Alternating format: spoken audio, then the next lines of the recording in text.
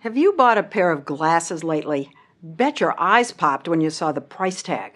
If you don't go to places like Walmart or Costco, you could easily be spending hundreds and hundreds of dollars for a pair that cost $30 10 years ago. Talk about sticker shock. And it's not as though things have changed that much. They're still made of a couple of pieces of plastic or wire, some screws, and glass. Why should a pair of glasses cost more than an iPad? Well, one answer is because one company controls a big chunk of the business. The story will continue in a moment.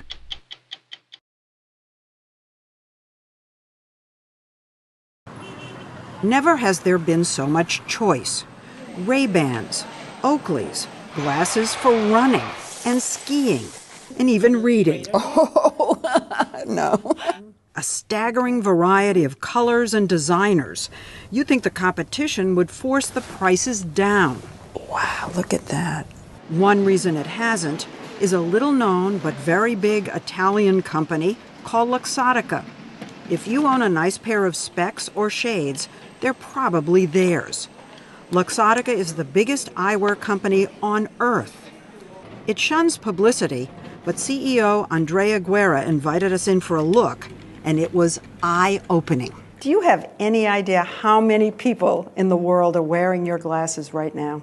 At least 500 million are wearing our glasses now. Luxottica started here as a small tool shop in Agordo, a dot of a town in the Italian Alps, when frames were still made of mountain goat horns. This was the factory in 1961. This is what it looks like today. Last year, Luxottica made some 65 million pairs of sunglasses and optical frames. They don't make prescription lenses. And we saw mountains and mountains of glasses in boxes headed to China, India, Brazil, and above all, to the U.S. But they're very expensive. They can be very expensive. They can, but this is one of the very few objects that are 100% functional, 100% aesthetical, and they need to fit your face for 15 hours a day. Not easy, and there is a lot of work behind them. Luxottica's product manager, Isabella Sola, explained that the company revolutionized how we see glasses. You think I look cool? Yes, I think so. I think I look cool too. It wasn't that long ago that glasses were uncool. You only wore them if you absolutely had to. I can remember not that many years ago my mother telling me that men will never ask me out if I wear my glasses. I was to go blind if I wanted dates. But Luxottica took this medical device and turned it into high fashion by making deals to conceive and create high-quality, stylish specs for nearly every brand and label you can think of. We have Prada, we have Chanel, we have Dolce Gabbana, we have Versace, we have Burberry, we have Ralph Lauren, we have Tiffany, we have Bulgari. They're not even called glasses anymore. They're eyewear. Do people really wear this? Yes. Once glasses became face jewelry, Luxottica could charge a hefty markup. But you know something? I know that there are some less expensive glasses that look very similar to the very expensive. For example, this is your Vogue line, which is not that expensive. Yes. And this is Coach, which is much more expensive. If two women walk down the street with these on, yes, they almost look the same. almost look the but same. It's almost. It's not the same. Not the same because of details on the frames, like the little Chanel C's, Polo Ponies, or Tiffany Blue. Luxottica wouldn't tell us their markup, but glasses like these can sell for up to 20 times what they cost to make.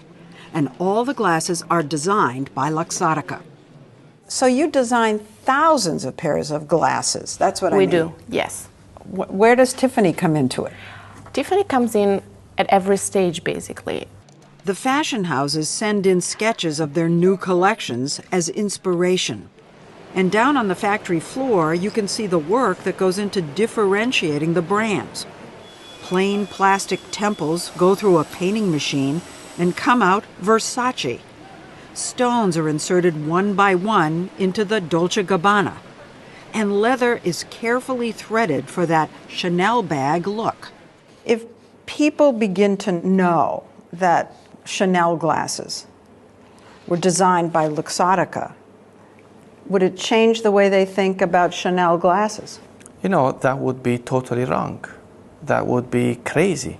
But why isn't the Luxottica name a brand name? Are you in any way hiding it? Hiding it? Yeah. Not at all. We're listed.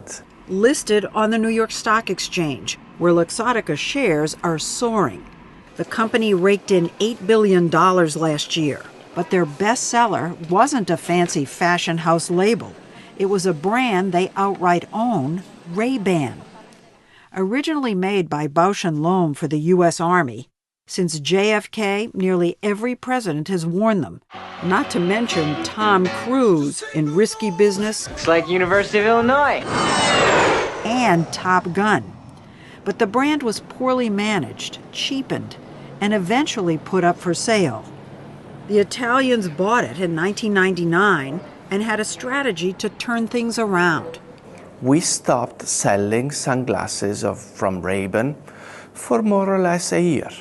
When you bought it, you could buy them for, I don't even know how little money. $29? $29 at the drugstore, at a gas station, and you took them off the market. We refurbished everything. And made them upscale. Today, those $29 pairs can cost $150 and more. And Ray-Ban is the top-selling sunglass brand in the world. When Americans go to buy these glasses, I'll bet 99% think they're buying an American brand. It is an American brand. What's wrong with it? I mean, it's an American brand owned by Italians. I think the world is this. It is the world, and we don't realize it. That's the thing. Before I started working on this story, I'd never heard the name Luxottica. Yeah. Which is all the more surprising since Luxottica not only bought Ray-Ban, they also bought LensCrafters, the largest eyewear retail chain in North America. So now they make them and they sell them. It's great for business, but is it great for the consumer? I asked LensCrafters president Mark Weichel. How many non-Luxottica brands do you sell here? We probably have a few brands that are not Luxottica. Mostly I would guess. Luxottica. Mostly Luxottica, yeah. So since Luxottica owns you, does the consumer get a break on glasses made by them in LensCrafters? What the customer gets at LensCrafters is a variety of services and products, including this broad assortment of frames that... Mark, you're not answering my question. I'm asking if you charge less for frames made by Luxottica since you're the same company. I think every competitor, every retail optical brand determines what their price is on whatever their brands are. That's a no. Customers do not get a break. At LensCrafters, the average cost for a pair of frames and lenses is about $300. You may think, well, there's choice in the mall for other glasses, but Luxottica doesn't only own the top eyewear chain in the country. It owns another large chain, Pearl Vision, and Oliver Peoples, and several boutique chains. And it runs Target Optical and Sears Optical. And we're not done. Luxottica also owns Sunglass Hut, the largest sunglass chain in the world. So is there a free market in eyewear? No, I don't think there really is. I think one company has excessive dominance of the market. SmartMoney.com columnist Brett Ahrens says the appearance of variety is an optical illusion. The reality is, it's like pro wrestling competition. It's actually fake competition. Consider what happened to Oakley, the world-famous maker of advanced sports eyewear. Oakley was a big competitor, and they had a fight with Luxottica, and Luxottica basically said, we're dropping you from our stores.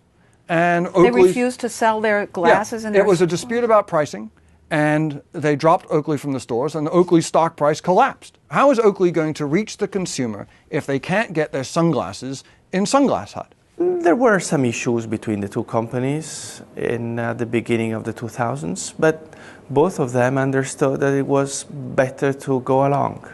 Better to let you buy them. I wouldn't say this. We merged with Oakley in 2007. You bought so we're Oakley. talking. They tried to compete and they lost, and then you bought them. I understand your theory, but they understood that life was better together. So now Luxottica owns the two top premium sunglass brands in the world, Ray-Ban and Oakley. But Luxottica points out there are other players. Who's your biggest competitor in the United States? You could say Walmart. Also Costco and emerging online companies like Warby Parker. But other competitors told us Luxottica has them in a chokehold. If you make glasses, you want to be in their stores. And if you have stores, you want to sell Ray-Bans. So Luxottica can set the prices as high as it wants. Luxottica's dominance, it's what's called a price maker, which means that essentially it can set prices and other people will follow in its make. Which he says is why glasses in general cost so much, even at your local opticians. The whole point of a luxury brand is to persuade people to pay $200 for a product that costs $30 to make. Well, let me show you something. Why is it any different than my shoe? Well, to some extent, there's actually a lot of comparisons. The difference is actually that there is, the entire shoe industry isn't made by one company, and the same company doesn't also own all the shoe stores. You'd think, well, surely insurance companies covering vision would complain. But guess what? Luxottica also owns the nation's second largest vision care plan, iMed, covering eye exams and glasses. What don't you own? A lot of things. Not really. You seem to, really. Why not combine everything under one name? I think people love diversities. People love to have different brands. People love to have different experiences. It's an illusion of choice if you're all owned by the same company. I think this is totally wrong. The question is what kind of choice consumer has. It's not a question of how many you own. How does the consumer benefit from all of this? Your prices are still high. If you go to a shoe company, would you say that their prices are high? You're trying to tell me it's all worth all that money. Everything is worth what people are ready to pay. And you know what? He's right. It seems people are ready to pay a lot. I bet they cost a fortune. They're not too expensive. They cost almost $400. With prescription lenses, the price could jump to $600 or more.